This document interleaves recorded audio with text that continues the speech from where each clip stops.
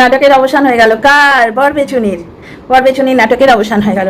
2 মাস এখানে রয়েছে, আমাদের দেখেই বলে দিল যে ওই কবে থেকে, বেশ জুন থেকে জুলাই, 15ই জুলাই, আর 15ই জুলাই থেকে 15ই আগস্ট, 2 মাস কমপ্লিট। এইবার বাড়ি চললাম। মানে কি, প্রথম থেকেই আমি বলছিলাম এটা চ্যানেল তোলার একটা ফাঁদ। আচ্ছা, তার আগে একটা কথা বলি, ম্যান্ডির ছিল সৌভাগীর কুটির, বুঝতে পারছো, সৌভাগীর রান্নাঘর। আর এই বরবেচুনির হচ্ছে তোমার সোনার রান্নাঘর। ও সোনার রান্নাঘরে ফিরে সাদা সাদা লুচি বাজবে। ওর কর্তামশাই জিজ্ঞেস করেছে, যে কর্তার ইয়েতে জল গরম হয় না, যে কর্তা ওকে ছিনাল বলেছে, মানে এরা পয়সার জন্য কোন লেভেলে নামতে পারে বুঝতে পারছো, সেই কর্তামশাই ওকে বলছে, মাকে জানিয়েছো তো? মানে বাড়ির বৃদ্ধা বাড়ির গৃহকর্তা এবং গৃহকর্ত্রী, বাড়িটা ওনাদের সন্তান, ওনাদের। শুধু তাই নয়, শ্বশুর শাশুড়ি হিসেবে যেটুকু আমরা ব্লগে দেখছি, ওদিকে টিনার শ্বশুর বাড়ি দেখো আর বরবেচনির শ্বশুর বাড়ি দেখো, তোমরা বুঝতে পারবে শ্বশুর শাশুড়ি হিসেবে ওনারা যথেষ্ট ভালো। টিনার শাশুড়ি তাকে রাতের বিছানায় ছাড়ে না, সারা দিন ছেলের গায়ে এঁটুলির মতো আটকে থাকে, বুঝতে পারছো। আর এর শ্বশুর শাশুড়ি দেখো, নিচে ত্রিসীমানায় ঘেসে না, পুরো মানে একটা সেপারেট ফ্ল্যাটের মতো ওদের বাড়ি, তাই তো। তার উপর বরবেচনির বরের টাকায় জল গরম হয় না। আজও বললো, আমার কর্তামশাই জেনে গেছে বউয়ের কি ক্ষমতা, ও একা একাই সব করতে পারে। হ্যাঁ রে, তো টুকটাকের ভয় পালিয়ে এসেছিলিস সন্তান পয়দা করবি বলে। হ্যাঁ রে, তো টুকটাকের বাড়িতে ফিরে যাচ্ছিস, আর ছেলে চাই না, সন্তান চাই না? এক্ষুনি আবার বলতে বসো না যেন যে খোটা দিচ্ছি অমুক তমুক। এই বরবেচুনি সীমার যখন সিঁদুর নিয়ে টানাটানি হয়েছিল, তখনও কিন্তু তাকে 1 ইঞ্চি ছাড়েনি, বুঝতে পারছো। দেখো, আমরা সাধারণ মানুষ, আমরা কিন্তু ইমোশনকে গুরুত্ব দিতে জানি, কিন্তু এরা কন্ট্রোভার্সি ক্রিয়েটার, এরা জানে যে এরা ইমোশনকে বেচে, কন্ট্রোভার্সি ক্রিয়েটার আমিও, কিন্তু এরকম ইমোশন বেচে তো আর খাই না, ইমোশনকে বেচে, যার জন্য এদের কাছে নিজের ইমোশনেরই গুরুত্ব নেই, অন্য লোকের ইমোশনের কি গুরুত্ব দেবে। সুতরাং কেউ কিচ্ছু বলবে না, এই অ্যাঙ্গেলেই কথা বলবো। আজকে শ্বশুরবাড়িতে ও উঠে এসছে, যার জন্যে ও দুখানা অন্যায় করেছে, সোশ্যাল ইনফ্লুয়েন্সার হিসেবে দুখানা অন্যায় করেছে, ব্লগার হিসেবেও কাজ করছে। প্রথম অন্যায়টা কি? প্রথম অন্যায় হচ্ছে এটা কুসংস্কার ছড়িয়েছে, জনহিত মে জারি হ্যাঁ, শুনেছো তো? কত ধরনের সরকার প্রচেষ্টা চালাচ্ছে, মানুষ মানে কত মানুষ হাতে যান নিয়ে গ্রামে গঞ্জে গিয়ে প্রচার করছে, যে কুসংস্কারের বিরুদ্ধে প্রচার করছে। আর এই বরবেচুনি 2টো পয়সার জন্য টুকটাককে ছড়িয়ে দিল লোকের মধ্যে।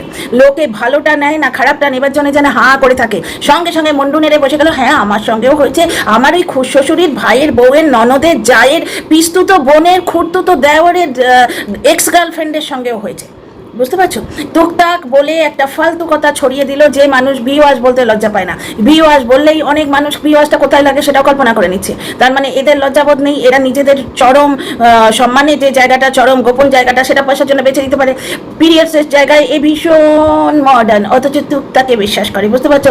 এর মডার্নিজমকে ক্যাশ করতে গিয়ে ম্যান্ডিও পুরো পিরিয়ডস নিয়ে একটা ভিডিও চালিয়ে দিল, বই দেখে এসে সিনেমা মুভি, বুঝতে পারছো। বই দেখে এসে ও পিরিয়ডসের স্যানিটারি প্যাডটাকে উপরে টাঙিয়ে দিয়ে বলতে শুরু করলো, আমার হাতে একটা খালি কোলগেটের কৌটো, আমি নাড়ছি, এরকম করে আমার হ্যাবিট আছে, হাতের কাছে কিছু থাকলে এই বাচ্চাদের মধ্যে এরকম করতে থাকি। এই জিনিসটা আমিও ভাবলাম যে ও পিরিয়ডস নিয়ে বলেছে, তো আমি একটা খালি ঠোঙাই দেখাই। ব্যাপারটা হচ্ছে যে এই জিনিসটা দেখানো আর পিরিয়ডসের প্যাড দেখানো এক জিনিস।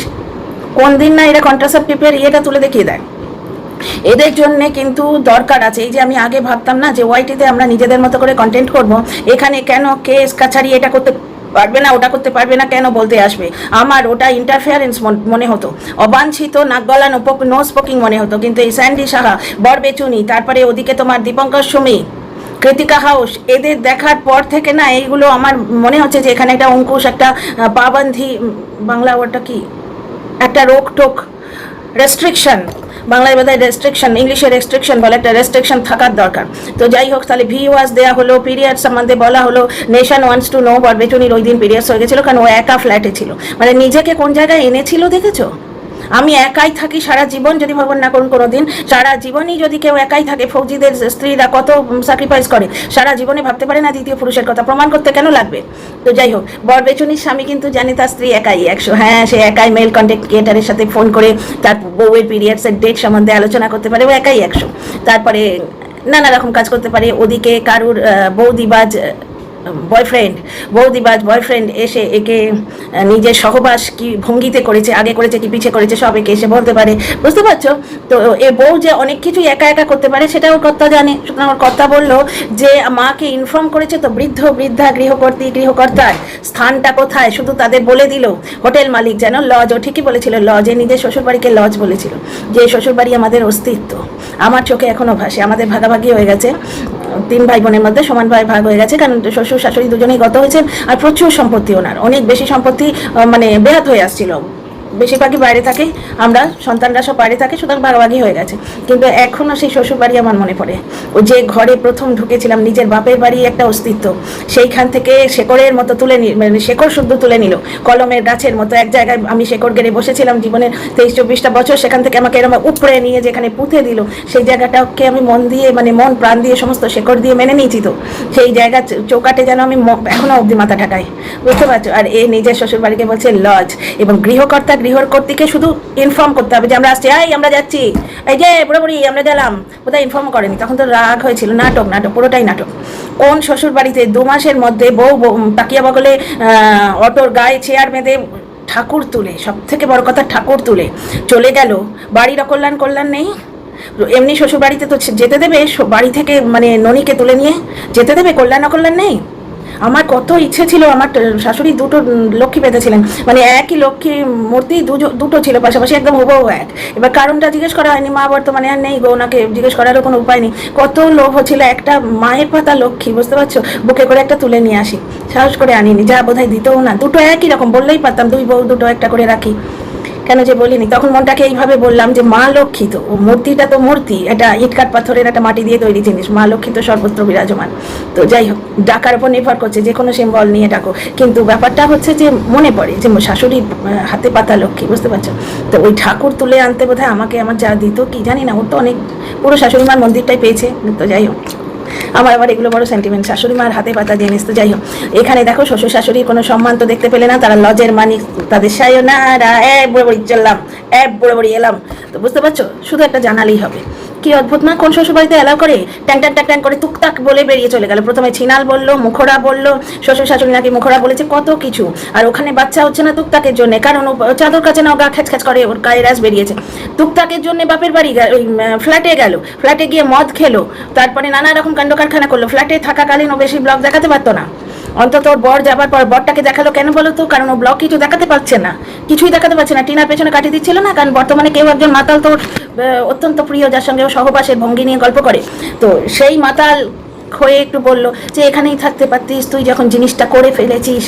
একবারও সেই মাতালকে বলে না যে তুই ওই মেয়েটার 2,09,000 টাকা মেরে দিলি কেন। তোমরাই দেখো একে সাপোর্ট করো কি করে, ওই মেয়েটা 2,09,000 টাকা তুই মারলি কেন, ওটা দিয়ে দে, এইসব কথা কিন্তু বলবে না।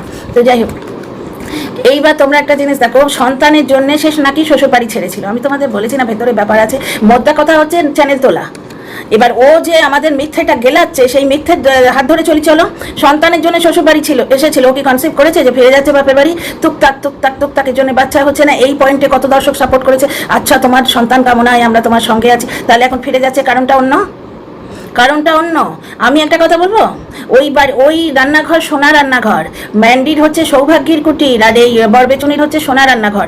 এইখানে কিন্তু ও বলে দিয়েছে যে আমার বরের টাকায় জল গরম হয় না, ওই ঘর রেনোভেট আমি করেছি। ব্যাপারটা হচ্ছে তোর বাবার সাধ্য হতো না ওই ঘর রেনোভেট করার, যদি শ্বশুর শাশুড়ি পারমিশন না দিত, বাড়িটা শ্বশুর শাশুড়ির, বুঝতে পারছো।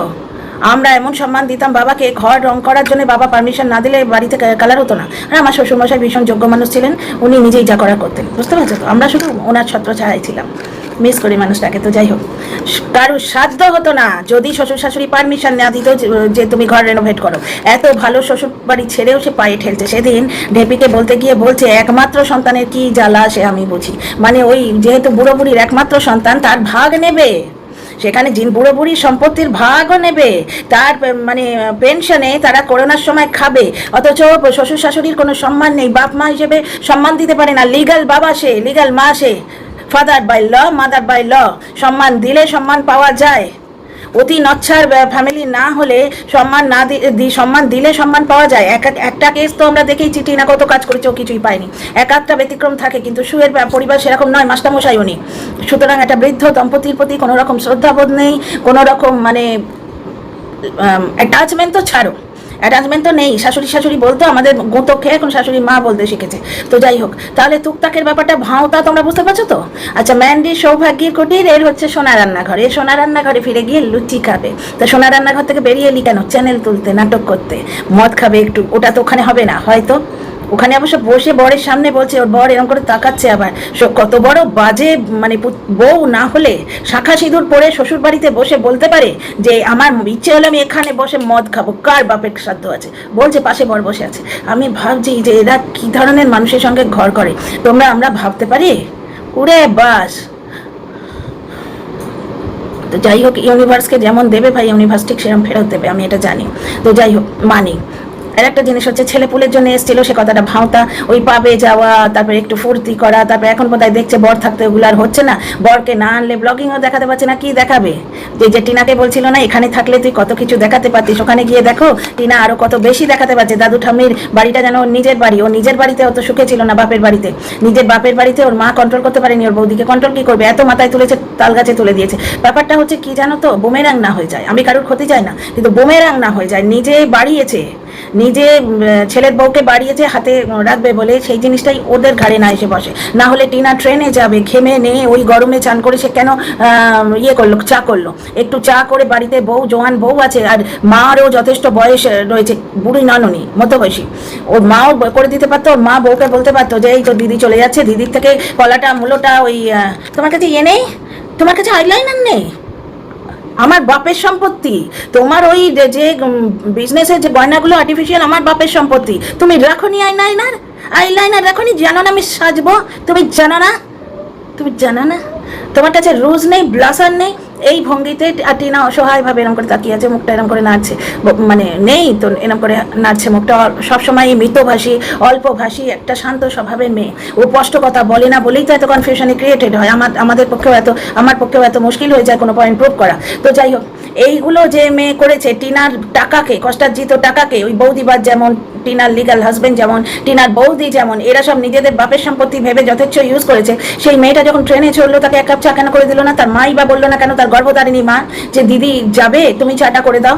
কেন তাকে রুটি তরকা কিনে খেতে হয়? যে তরকায় এত তেল, সে মেয়েটা খেতে পারে না কেন? বাড়ি থেকে দুটো রুটি, মেয়েটার জন্য 3টে রুটি, আর বুড়ি বয়স্ক মানুষটার জন্য 2টো রুটি, 5টা রুটি আর একটু আলু ছেঁচকি করে দেওয়া যায় না? কেন করে দেওয়া হলো না? তো যাই হোক, বাদ দাও এগুলো। এই তো বাড়ি দেখে এসছি, সেখানে এই শুয়ের সৌভাগ্য দেখো, ম্যান্ডির সৌভাগ্যের কুটির, আর এর হচ্ছে সোনা রান্নাঘর।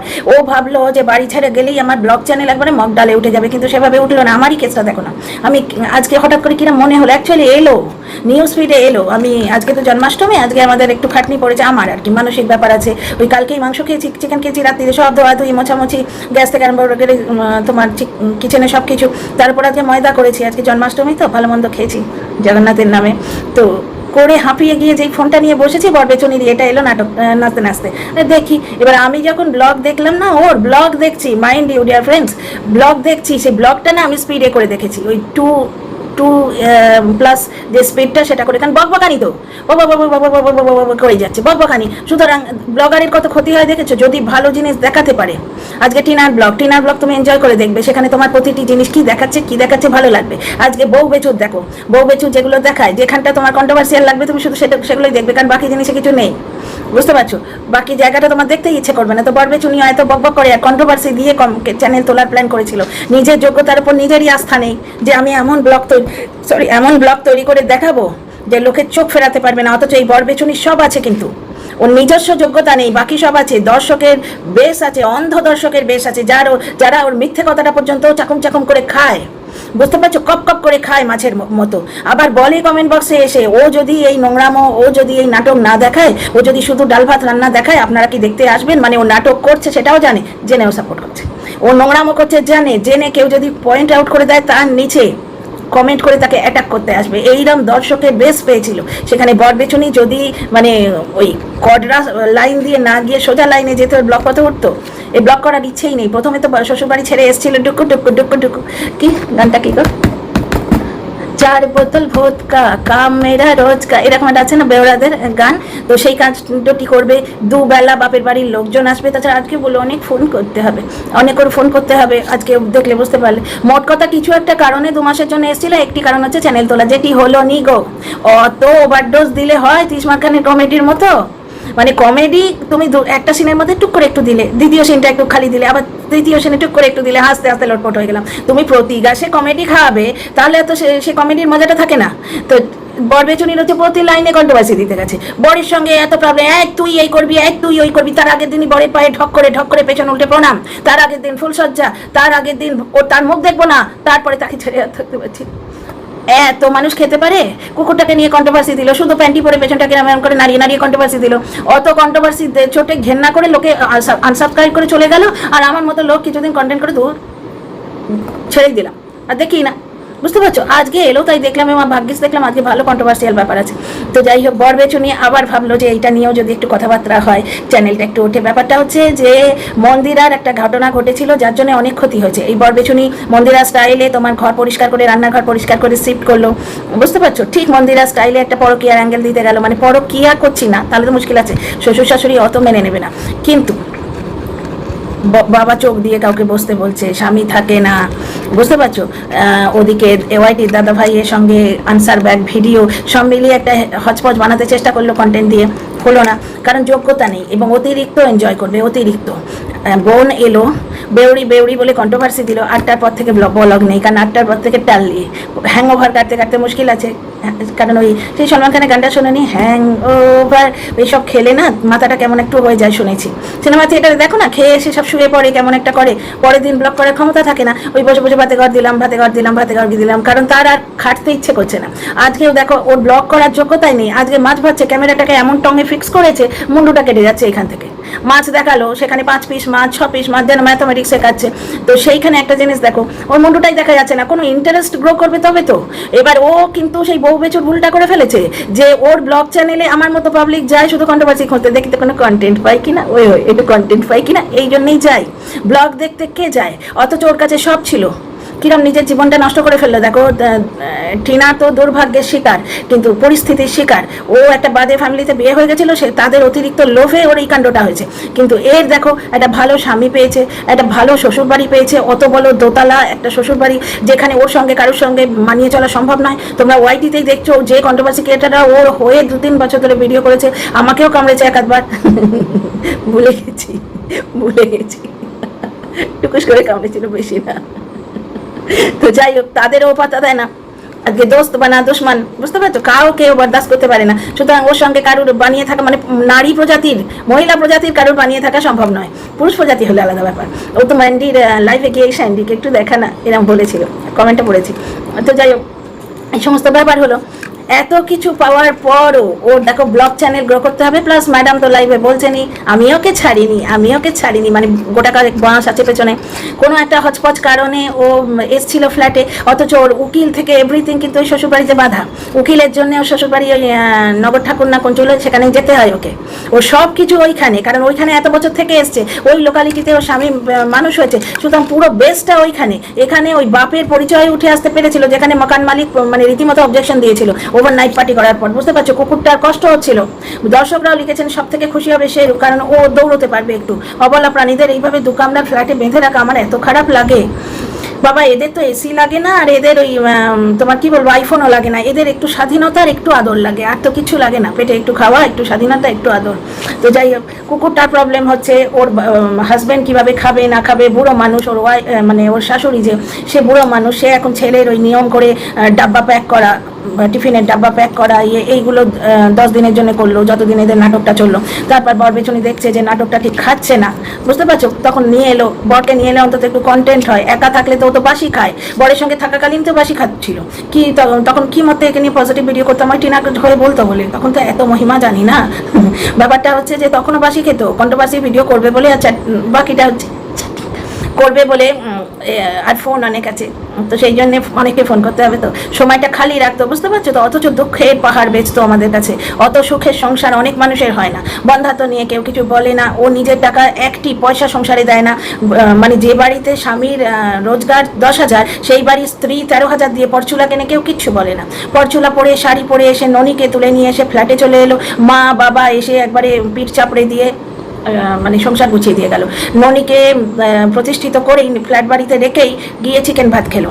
সমস্ত কন্ট্রোভার্সি দেওয়ার জন্য পাবজা করছে তো করছেই।